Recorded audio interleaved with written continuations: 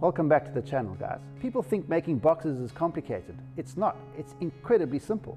In fact, it's so simple, I'm going to show you guys how to make a box using one setting on the router. You want to know how it's done? Stick around. Oh. Alright, I promised you guys that this would be a simple setup. Nothing is more simple than this. Set our fence and our router bit once. We're going to set our router bit about halfway up the thickness of our piece of plywood, and we're going to set the fence in such a way that the outer edge of this router bit is flush with the outer edge of our piece of plywood. And that's all the routering for my two sides of the box done. You'll see a cool trick just now where I'm going to slice this in half and get my two sides already rebaited or rabbited depending on which side of the pond you're on. I'll show you guys how this gets done.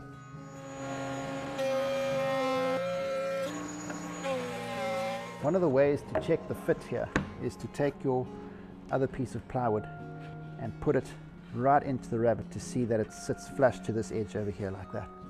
So if you're looking carefully, you'll notice that that is set perfectly. That's nice and flush. Now remember, we're going to leave this setting exactly like it is because we're going to come back and use this to make the bottom of our box. Okay, so now that we've got this part done and we've got our rebate cut for our sides, now we just have to separate the sides and make our four sides of the box. As simple as that. One setting on the table saw, one setting on the router. What could be more simple?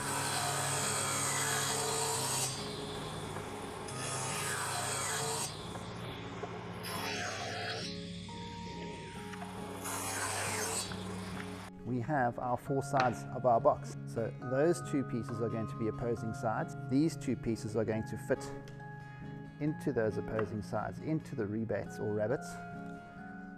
And just like that, we have a very cool box.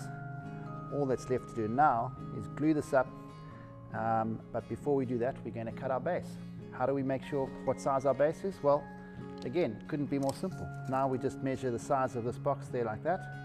Here I'm seeing what the distance is, the length and the width of my box. I just have to cut my base exactly this size, go back to the router table, rebate out this rebate, plonk the bottom in, and we have a box. Couldn't be more simple. We've got our two sides, our two long sides and our two short sides, and we have our bottom. So all we have to do now is rebate our bottom exactly as much as what we have here. So in other words, we've already got our setting. We don't have to think about anything, we've just got to run it over the router. See, I told you guys how simple that was. One setting. Now all we've got to do is put this whole thing together. And we're going to use a trick that I love. A very, very simple trick. Sometimes one of the reasons people don't make things is because they think they've got to spend a whole lot of money on clamps before they can do anything. Truth is, you don't need fancy clamps for little projects. All you need, a couple of good ideas. And here's one of them. Good old bog standard insulation tape. This stuff is cheap as chips. You can get it at every hardware store under the sun.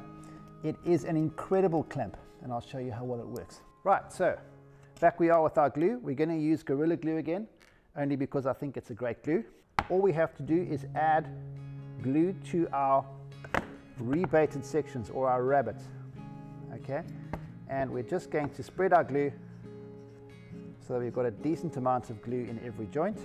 And don't worry about getting glue on your fingers. This stuff's water soluble, so you can just wash it off with water.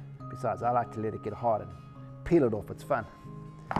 Okay, so how easy is this? I'm going to take that, put that into there, take that, put that into there, take this, put that into there, and boom, we have a box. In order to clamp this whole thing, what I would ordinarily do is put clamps on it and or put nails or screws in. But nowadays, glue technology is so good. It's unbelievably clever, this stuff. It really is very, very good. In fact, it's stronger than the wood, so the box is very unlikely to break at that point. Here's the coolest part of this whole trick. Insulation tape. I'm going to start over here. And I'm going to slowly wrap my box together. Now, the cool part about insulation tape is that because you're stretching it as you're applying it, it's actually getting tighter and it's applying pressure. As it wants to retract, as it wants to pull back on itself, it becomes an incredibly efficient clamp. And the best part about it is that it equalizes the pressure right across the four corners. So if I just take this bit of insulation tape and I wrap this around this box a couple of times, what I'm going to get is a very even, unbelievably strong clamp. So a couple of times around the top, and then I'm going to snap it off, and I'm going to flip the box around, and I'm going to do exactly the same on the bottom. Now, how many times have you seen people struggle with clamp and trying to get the angles right and making sure that you have clamping pads and. This is a simple, fast, incredibly cheap compared to clamps method of making boxes. Now, I'm just going to go across here a couple more times, and you'll see that already we're getting glue squeeze out, our corners are closing well, and our box is starting to look just like a box. But we don't know if our box is square yet because it's still able to move around. But here's the best part about making the box the way we're making it, is that the bottom will be the thing that makes it square.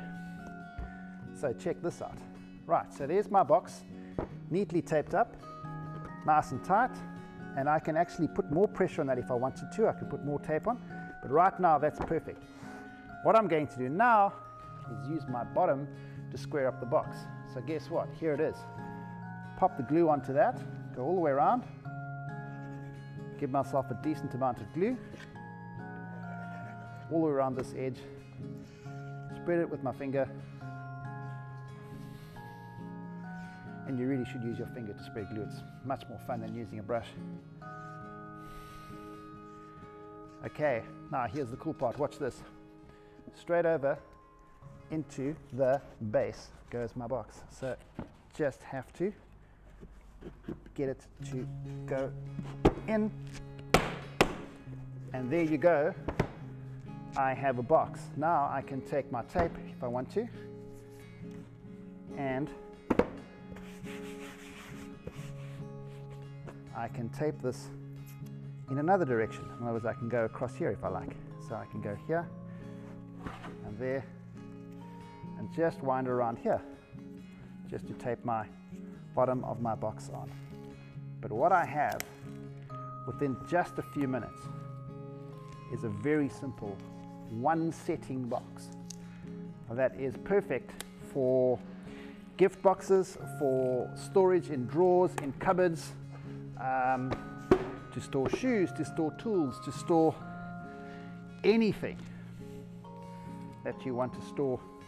And all you've done is make one setting on the router table, one setting on the table saw, and hey presto, you have a box. So I really think that there is no excuse to not make boxes. There's no ways anyone can tell me that it's too hard to make a box, because that could not be more simple. And just for good measure, I'm going to go around here once or twice more. And it doesn't matter if you use the whole roll of tape. The whole roll of tape's only a couple of rand. It's not even money compared to buying clamps. The number of times you're going to make boxes like this, you'd have to make a lot of boxes to make it worthwhile to buy clamps if you're just doing this as a hobby.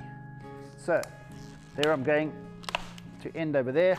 I'm going to go some more around over here. Ta-da, done. And here's the cool part. We know that it's square because I can check the corners here, and this box is completely square. I know that it's perfectly square because I cut my pieces square in the first place. It's perfectly square. In fact, the other way to check if something's square is to measure corner to corner, and guess what? I'll bet you anything this is square. 42.5 and 42.5. That is one square, one simple, one pretty box. So there you go. Now the million-dollar question is, why aren't you doing this yet?